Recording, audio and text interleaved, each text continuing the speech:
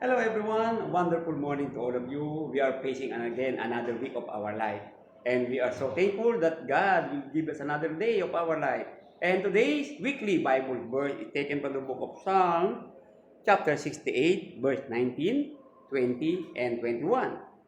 Praise be to the Lord, to God our Savior, who daily bears our burdens. Our God is a God who saves. From the sovereign Lord comes escape from death. Surely God will crush the heads of his enemies, the hairy crowns of those who go in their sins. Mga kapatid, sa linggong ito, ano po ang nais parating sa atin ng Panginoon? Unang-una po sinabi ng Panginoon, araw-araw po niya tayong iniisip.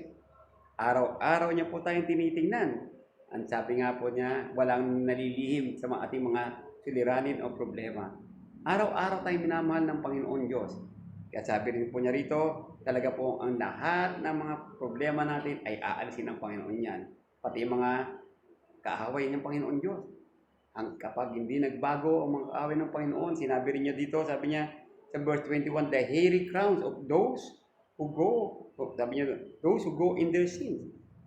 Yung mga matitigas ang ulo, ang ibig sabihin, hairy crown is symbolical lang po ito.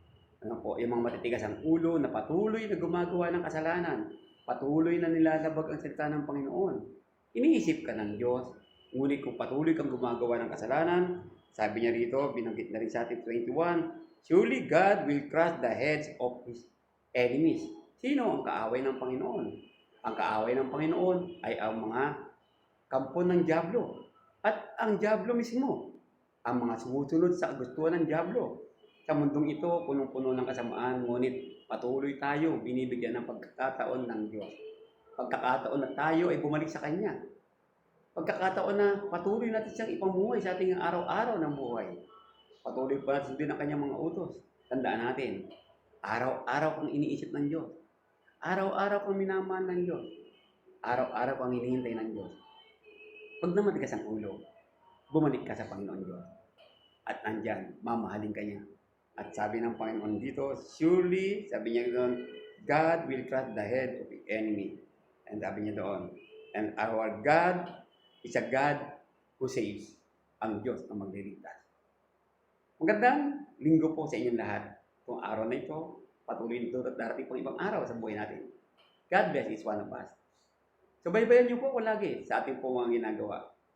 Subscribe po kayo at salamat po. I-click din po ninyo yung mga malabas na commercial dyan.